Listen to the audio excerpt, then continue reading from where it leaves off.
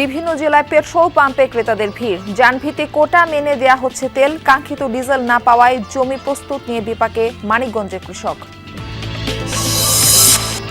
অব্যাহত দখলে অস্তিত্ব সংকটে নেত্রকোনার উতরাইল খালি খাল। পানি নিষ্কাশনের পথ বন্ধ হওয়ায় বর্ষায় দেখা দেয় জলাবদ্ধতা।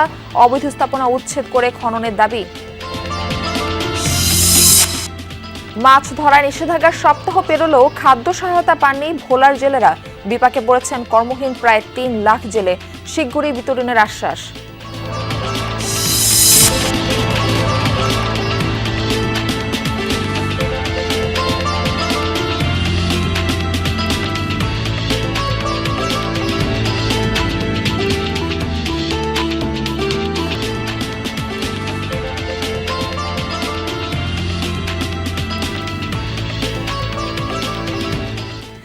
আমন্ত্রণ সংবাদ সারা দেশে। আপনাদের সঙ্গে রয়েছে আমি মারফি রহমান। এতক্ষণ শিরোনাম দেখছিলেন, এবার বিস্তারিত। দেশের বিভিন্ন জেলায় পেট্রোল পাম্প ও ডিপোতে আজও রয়েছে ক্রেতাদের ভিড়। যানভিত্তিক কোটা মেনেই দেওয়া হচ্ছে জ্বালানি তেল। যুক্তরাষ্ট্র ইসরায়েলের সাথে ইরানের চলমান যুদ্ধের কারণে জ্বালানি তেল সংকটের শঙ্কায় পাম্পে ভিড় করেছেন ক্রেতারা। সকাল থেকে প্রতিটি পাম্পে যানবাহনের দীর্ঘ সারি। ক্রেতারা বলছেন, ব্যবসায়ীরা কৃত্রিম সংকট তৈরি করতে পারে সেই আশঙ্কায় আগেভাগে প্রয়োজন মতো পেট্রোল অকটেন সংগ্রহ রাখছেন। তবে কোথাও কোথাও তেল শেষ হয়ে যাওয়ায় সাময়িকভাবে পাম্প বন্ধ রাখা হয়েছে। সংশ্লিষ্টরা বলছেন, অতিরিক্ত চাহিদার জন্য চাপ সৃষ্টি হয়েছে, তবে এখনো কোনো সংকট নেই। যেটুক আমাদের থেকে ছিল তার থেকে বেশি নিয়ে গেছে মানুষের। আমাদের তেল শেষ করে ফেলছে। আর শুক্র শনি 2 দিন বন্ধ থাকে না মেঘনা, তেল দিলে আমরা পাবো, আমরা সেল দিব। শীতবারে যেটা আনতে বিক্রি, আজকে তো জমির ডিপো বন্ধ, তো যতক্ষণ আসা ততক্ষণ আমরা বিক্রি করবো। সবাইকে 300 টাকা করে দিচ্ছে এবং গতকাল অনেকে দিচ্ছে বেশি দিয়ে ফেলছে আর কি, যার কারণে আজকে আসলে একটু শর্ট হয়ে গেছে। 300 টাকার তেলে দেখা গেছে আমার হাফ বেলা চালাইতে পারবো, আবার দেখা গেছে আমাকে হাফ বেলা পরে আবার কাজ বন্ধ করে তেল নিতে হবে। আবার 50 লিটারের মতো তেল লাগে, এখন আমরা পাচ্ছি 10 লিটার করে, অনেক কষ্ট হয়ে যাচ্ছে। তেলের পাম্পের আরো খবর আপনাদের জানাবো। খুলনা থেকে আমাদের সঙ্গে যুক্ত হচ্ছেন সহকর্মী প্রবীর বিশ্বাস। প্রবীর, খুলনায় কি অবস্থা দেখছেন? ক্রেতাদের বাড়তি চাপ কিভাবে সামাল দিচ্ছে পাম্প মালিকরা? চাহিদা অনুযায়ী কি তেল মিলছে সেখানে?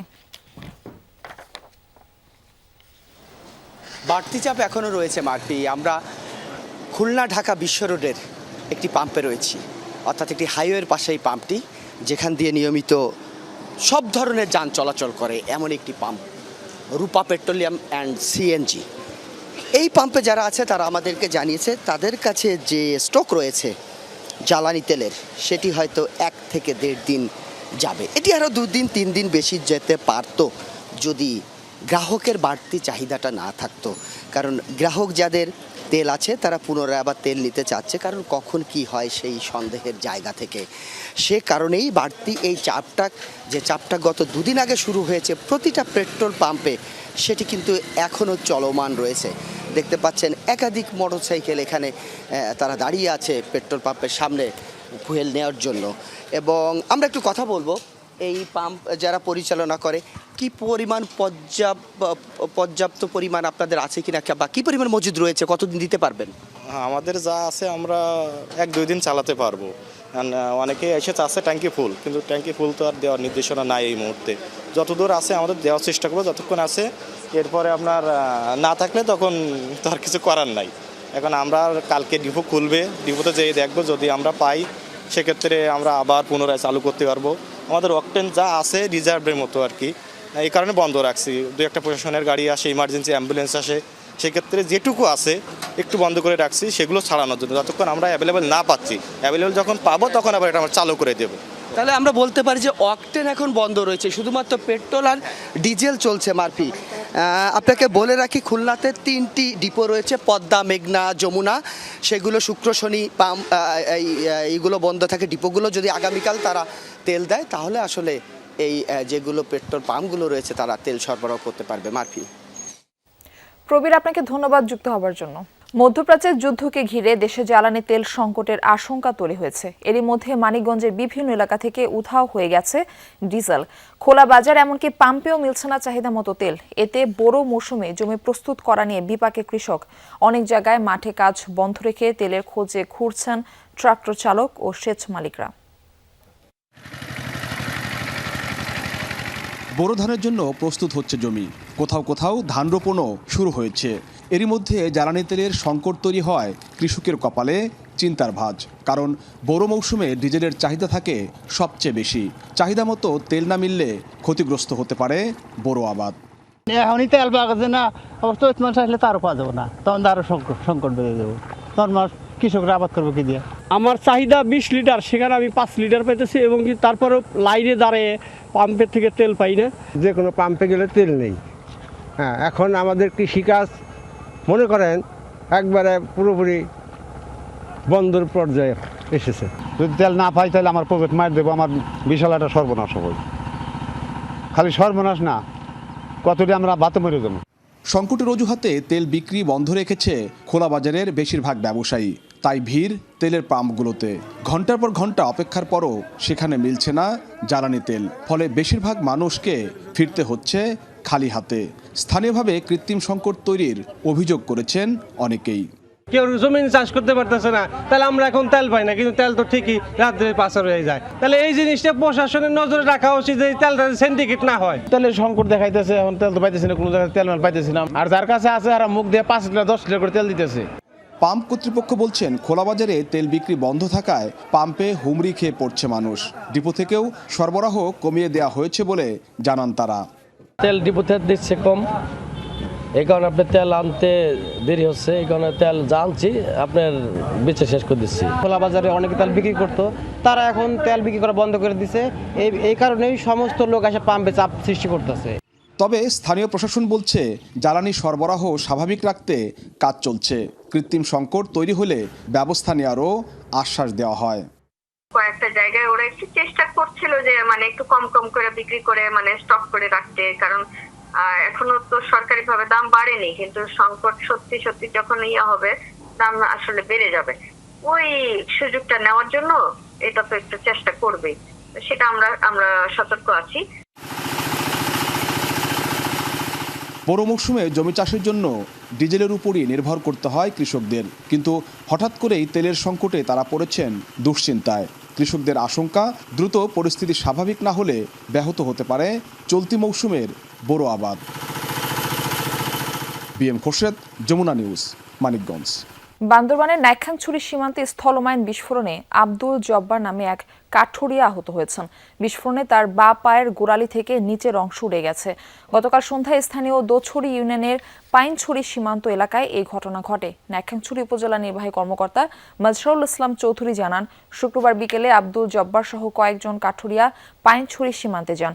এক পর্যায়ে স্থলমাইন বিস্ফোরণে জব্বারের বা পায়ের গোড়ালি থেকে নিচের অংশটি উড়ে যায়।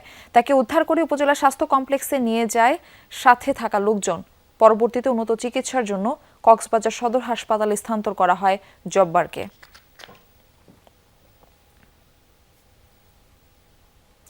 মধ্যপ্রাচ্যের কুয়েতে চলমান সংঘাতে প্রাণ গেল সন্দ্বীপের আরও এক যুবকের। তার পরিবারে এখন কান্নার রোল। পুরো গ্রামে শোকের ছায়া। মরদেহ দ্রুত ফিরিয়ে আনার দাবি সবার। 4 দিন আগে সন্দ্বীপের আরেকজন নিহত হন বাহরাইনে।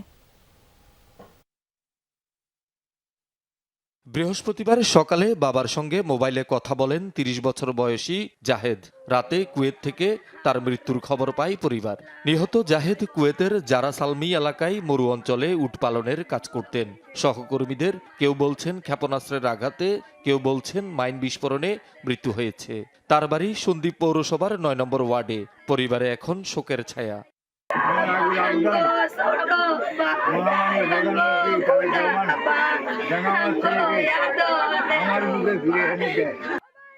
প্রায় 2.5 বছর আগে কুয়েত যান জাহেদ। তার স্ত্রী ও এক শিশু সন্তান রয়েছে। মৃত্যুর খবরে শোকের ছায়া নেমে আসে এলাকায়। মরদেহ দ্রুত ফিরিয়ে আনার দাবি স্থানীয়দের। তার একটা ছেলে আছে প্রতিবন্ধী, কথা বলতে পারে না। আমাদের এই ঘর দুয়ার নাই। এর আগে গত সোমবার বাহরাইনে মিসাইলের আঘাতে নিহত হন সন্দ্বীপের আজিমপুরের যুবক তারেক। শহীদুল সুমন, যমুনা নিউজ, চট্টগ্রাম। নেত্রকোনার দুর্গাপুরে ক্রমাগত দখলের অস্তিত্ব হারাতে বসেছে উত্তরাইল খালি খাল।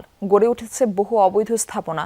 পানি নিষ্কাশনের পথ বন্ধ হয়ে যাওয়ায় বিভিন্ন এলাকায় বর্ষায় দেখা দেয় জলাবদ্ধতা। অবৈধ স্থাপনা উচ্ছেদ করে খালটি খননের দাবি স্থানীয়দের। নেত্রকোনার দুর্গাপুরের উত্রাইল বাজারে খাল আর সড়ক বিভাগের জায়গা দখল করে নির্মাণ করা হয়েছে তিনতলা এই ভবন। স্থানীয়রা জানায় বছর 10 আগে উপজেলা আওয়ামী লীগের সাধারণ সম্পাদক শফিকুল ইসলাম ভবনটি নির্মাণ করেন। রাজনৈতিক পট পরিবর্তনের পর থেকেই পলাতক তিনি। বহুতল এই ভবন ছাড়া উত্রাইলখালী খাল ও পাশের সড়কের জায়গা দখল করে গড়ে উঠেছে অসংখ্য অবৈধ স্থাপনা। 12 কিলোমিটার দৈর্ঘ্যের খালের অন্তত 5 কিলোমিটার অংশ জুড়েই কম বেশি এমন চিত্র। অনেক জায়গায় আবার দখল করে চাষাবাদ করা হচ্ছে। পানি নিষ্কাশনের পথ বন্ধ হয়ে যাওয়ায় বর্ষায় বিভিন্ন এলাকায় জলাবদ্ধতার ভোগান্তি পোহাতে হয় স্থানীয়দের। খালগুলো আসলে দখল হয়ে যাচ্ছে, আমাদের খালের যে পানি পথ সেটা নষ্ট হয়ে গেছে, এখন আর আগের মতো পানি নাই। এখন যে বাড়িঘর কইরা দখল করে রাখছে, কিন্তু এইগুলোর জন্য আমরা এই জলবদ্ধতায় ভুগতেছি। বর্ষাকালে আমাদের ঘর বাড়ি উঠান পর্যন্ত পানি যায়, ছেলেমেয়েরা স্কুলে যেতে পারে না। সোমেশ্বরী নদী থেকে উৎপত্তি হওয়া উত্রাইলখালী খাল মিশেছে কংস নদে। অনেক আগেই প্রবাহ হারানো খালটি ক্রমাগত দখলের কারণে এখন অস্তিত্ব সংকটের মুখে। জারিয়া থেকে বিরিশিরি পর্যন্ত চমৎকার একটা খাল ছিল, সেই ব্রিটিশ আমল থেকে অবৈধভাবে এই সরকারি জমি যে খালটির উপরে স্থাপনা করে এই চমৎকার জায়গাটিকে নষ্ট করে দিয়েছে। অত্যন্ত প্রয়োজন ছিল এটা হলো খালকরণ করার, যাতে পানি সরাসরি যাতে দক্ষিণে যেতে পারে।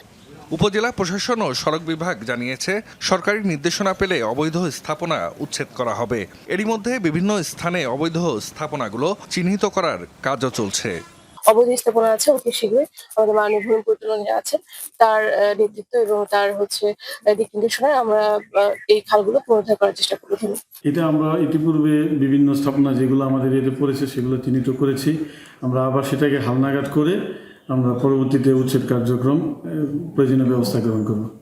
স্থানীয় সংসদ সদস্য ও ভূমি প্রতিমন্ত্রী ব্যারিস্টার কায়সার কামাল জানিয়েছেন, নির্বাচনী ইশতেহার অনুযায়ী অগ্রাধিকার ভিত্তিতে খাল খনন করা হবে। এই খালগুলা এখন অনেকগুলাই প্রায় ম্যাক্সিমামই বেদখল। কোথাও কোথাও হয়তো বা অন্য মন্ত্রণালয়ে নিয়ে গেছে, গিয়ে তাদেরকে আবার ভূমি বরাদ্দ দিয়েছে।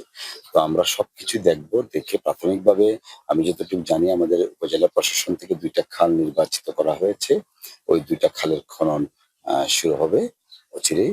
নেত্রকোনায় ছোট বড় 95টি নদ নদী সহ অনেক খাল নাব্যতা হারিয়েছে। পরিকল্পিতভাবে এসব নদী খাল খননের দাবি স্থানীয়দের। জাহিদ হাসান, যমুনা নিউজ। টাঙ্গাইলে নিখোঁজের একদিন পর নদী থেকে এক নারীর মরদেহ উদ্ধার করেছে পুলিশ। সকালে টাঙ্গাইল পৌর এলাকার স্টেডিয়াম ব্রিজ সংলগ্ন লৌহজং নদী থেকে উদ্ধার করা হয় সামুনা বেগম নামের ওই নারীর মরদেহ। স্বজনরা জানায়, গতকাল সন্ধ্যায় সামুনার ভাগিনা ফোন করে তাকে ডেকে নেয়। এরপর থেকেই তিনি নিখোঁজ। পরে আজ সকালে নদীর পাড়ে সামুনার মরদেহ পড়ে থাকতে দেখে স্থানীয়রা। খবর পেয়ে মরদেহ উদ্ধার করে মর্গে পাঠায় পুলিশ। এ সময় সামুনার নাক মুখে রক্তের দাগ দেখা যায়। এ বিষয়ে আইনগত ব্যবস্থা প্রক্রিয়াধীন।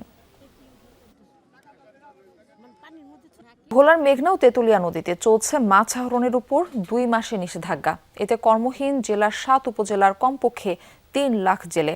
নিষেধাজ্ঞা আরোপের 1 সপ্তাহ হলেও জেলেদের ভাগ্যে জোটেনি ডিজিএফ এর চাল। আয় রোজগার না থাকায় দুশ্চিন্তায় দিন কাটছে তাদের।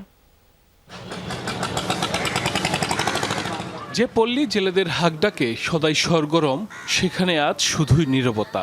ইলিশ সহ সব ধরনের মাছ আহরণে 2 মাসের নিষেধাজ্ঞায় কর্মহীন মৎস্যজীবীরা। ভোলার মেঘনা ও তেঁতুলিয়া নদীতে মার্চের 1 তারিখ থেকে শুরু হওয়া নিষেধাজ্ঞা চলবে 30 এপ্রিল পর্যন্ত। তাই জাল বা ট্রলার মেরামত করেই কাটে মৎস্যজীবীদের সময়। সরকার যদি আমাদের চাল না দেয়, সুযোগ না দেয়, তো আমরা ফুলান চলন কি খাবো? আজকে দিব, কালকে দিব, ঠিক আছে, কিন্তু এখন পর্যন্ত চাউল আমরা পাইনি। জেলেরা উপরে কাজ করতে জানে না, উপরে কাজ করবো কিভাবে? উপরে কাজ জানলে করবো। আমরা যারা প্রকৃত জেলে, তারা জেলে কার্ড পায় না। জেলে কার্ড পায় হইলো দোকানদারেরা, নেতারা পায় জেলে কার্ড। নিষেধাজ্ঞা আরোপের বেশ কয়েকদিন পেরোলেও জেলেদের ভাগ্যে জুটেনি ভিজিএফ এর চাল। একে তো সামনে ঈদ, তার মধ্যে নেই আয় রোজগারও। দুশ্চিন্তায় কাটছে তাদের দিন। চাল বিতরণের পাশাপাশি অনিবন্ধিত জেলেদের দ্রুত নিবন্ধনের আওতায় আনার দাবি তাদের। সংসার চালাতে অনেক কষ্ট হয়, ধার দেনা করে যে কাটতেন দেনা করতে হয়, লাভের ফলে তো 10 বছর ধরে জেলে কাজ করি, এখনো জেলে কার্ড হয়নি। 2বার করে জেলে কার্ড দিচ্ছি, আইডেন্টি কার্ড জমা দিচ্ছি, জেলে কার্ডের এখনো হয়নি। মৎস্য কর্মকর্তা জানান, জেলে পরিবারের জন্য মানবিক সহায়তা কর্মসূচির আওতায় শিগগিরই ভিজিএফ এর চাল বিতরণ শুরু হবে। অনিবন্ধিতদের তথ্য হালনাগাদের কার্যক্রমও চলমান। জানান, নিষেধাজ্ঞার সময় কিস্তি বন্ধের ব্যাপারেও অবহিত করা হয়েছে সংশ্লিষ্ট কর্তৃপক্ষকে। জেলেদের তালিকা হালনাগাদ চলছে। যেসব জেলে প্রকৃত মৎস্যজীবী নয় তাদেরও হালনাগাদ কার্যক্রমের সাথে সাথে নতুন জেলে নিবন্ধনের কাজও আমাদের চলমান আছে। তবে যেহেতু এই কার্যক্রমের জন্য সরকারের বরাদ্দ সাপেক্ষে আমরা করে থাকি, সে বরাদ্দ প্রাপ্তিতে আমরা যতটুকু বরাদ্দ পাবো সে অনুযায়ী আমরা নতুন করে নিবন্ধন করব। জেলার 7 উপজেলায় প্রায় 3 লাখ জেলে থাকলেও নিবন্ধিতদের সংখ্যা 1,67,970 জন। সাইফ আহমেদ, যমুনা নিউজ। এই ছিল সংবাদ সারা দেশের এখনকার আয়োজনে। এতক্ষণ সাথে থাকার জন্য ধন্যবাদ সবাইকে।